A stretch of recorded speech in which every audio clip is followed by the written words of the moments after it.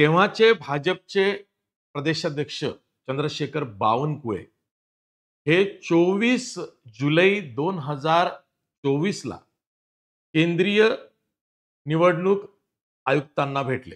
म्हणजे मुख्य निवडणूक आयुक्त, त्याचबरोबर त्यांच्यासोबत असलेले 2 निवडणूक आयुक्त. मुख्य निवडणूक आयुक्त जेव्हा दोन्ही विधानसभा महाराष्ट्रातल्या लोकसभा आणि विधानसभा निवडणुका पार पडल्या, तेव्हा राजीव कुमार होते, जे आता निवृत्त झाले. आणि त्यांचे पहिले सहकारी होते निवडणूक आयुक्त म्हणून ज्ञानेश कुमार, जे सध्या मुख्य निवडणूक आयुक्त आहेत देशाचे, ज्ञानेश कुमार तेही होते.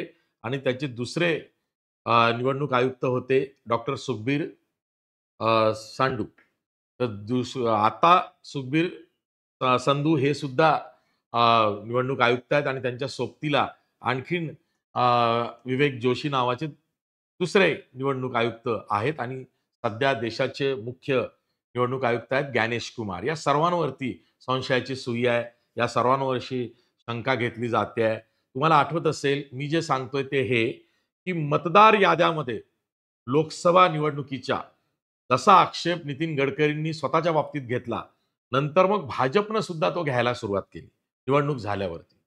आणि भाजपचे प्रदेशाध्यक्ष म्हणून चंद्रशेखर बावनकुळे हे दिल्लीच्या केंद्रीय मुख्य निवडणूक आयुक्तांना जाऊन भेटले आणि त्यांनी तिथे 11 मुद्द्यांचं प्रेझेंटेशन केलं आणि सांगितलं की मतदार याद्यांमध्ये खूप नावं ही अतिरिक्त जोडली गेली, वगळली गेली आणि इथे आम्हाला असं वाटतंय की पक्ष म्हणून, भाजप म्हणून मतदार याद्यांमध्ये घोळ आहे, असा आरोप, तसं निवेदन आणि त्या अद्ययावत करण्याची मागणी ही चंद्रशेखर बावनकुळे यांनी तिथे केली. चंद्रशेखर बावनकुळे असं म्हणाले की भाजपनं तक्रार केलेली आहे केंद्रीय निवडणूक आयोगाकडे.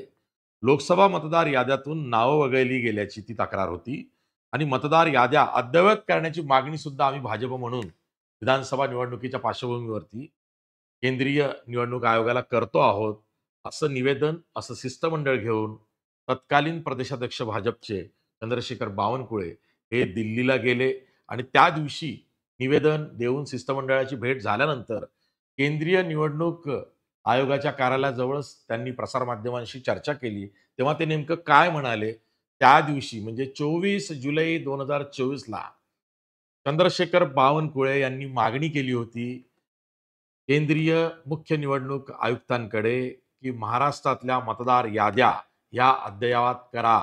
लोकसभेच्या मतदार यादीवरती आमचा विश्वास नाही. काय म्हणतायत चंद्रशेखर बावनकुळे, तेव्हा काय म्हणाले होते ते बघा.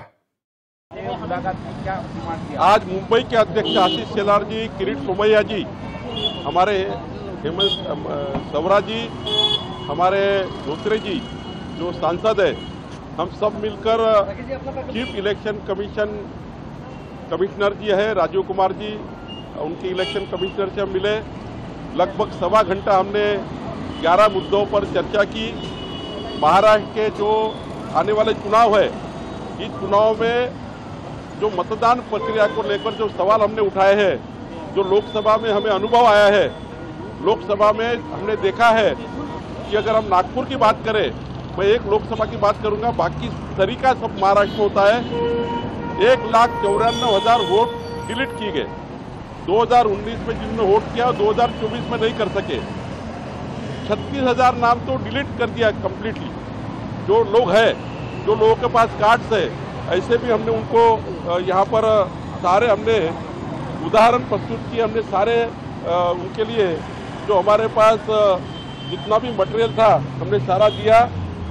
जब यहाँ पर खासकर महाराष्ट्र में 18 से 25 साल के जो नए युवा एनरोलमेंट करते हैं, 5-5 साल उनका नाम ही नहीं आता है. जहाँ डेटा एंट्री होती है वो डेटा एंट्री में ही गड़बड़ियाँ है.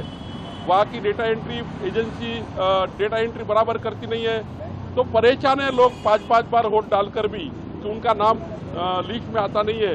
ये भी सवाल हमने खड़ा किया है.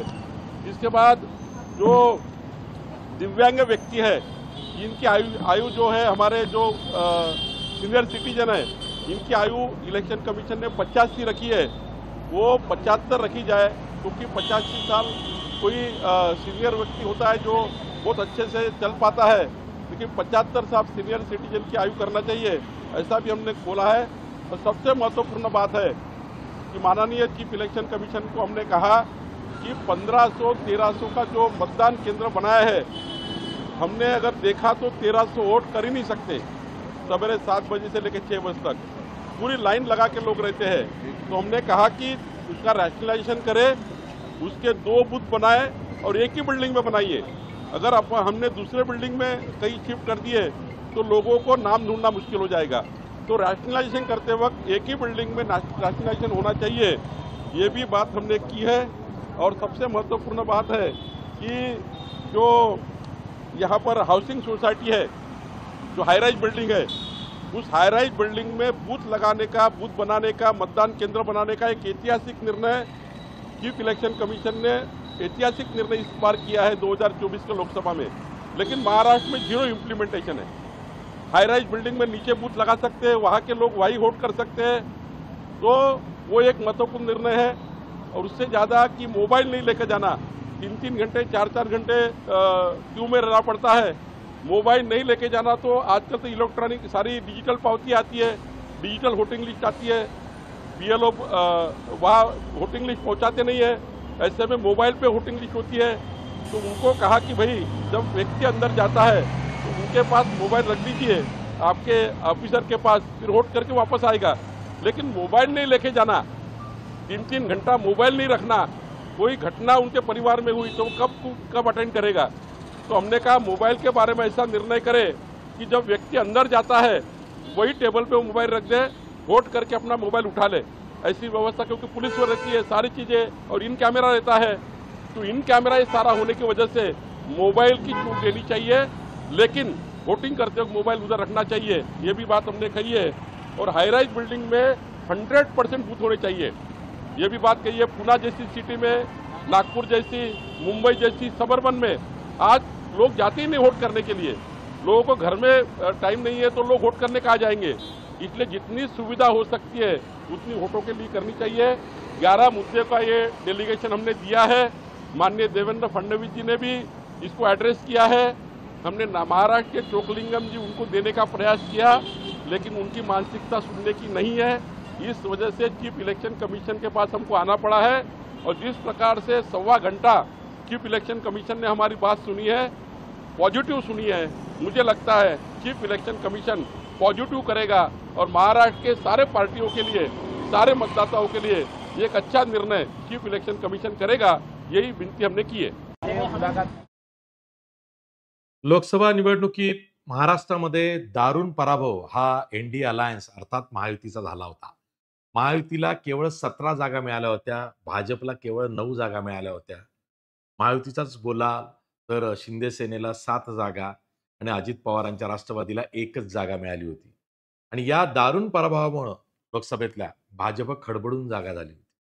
त्या उलट लोकसभा 2024च्या निवडणुकीत महाराष्ट्रात घवघवीत यश हे इंडिया अलायन्स अर्थात महाविकास आघाडीला मिळालं होतं. म्हणजे काँग्रेसला 13 जागा मिळाल्या, उद्धव सेनेला 9 जागा मिळाल्या आणि शरद पवारांच्या राष्ट्रवादी काँग्रेसला 8 जागा मिळाल्या. अशा 30 जागा मिळाल्या. प्लस सांगलीची जी जागा आहे, ती सुद्धा इंडिया अलायन्सचीच होती.